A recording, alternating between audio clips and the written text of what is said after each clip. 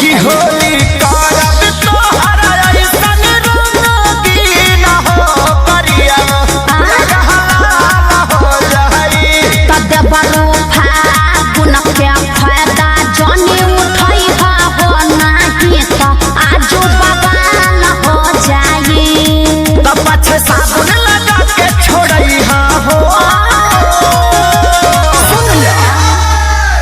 बल से लपई हो देवरो बल से लपई हो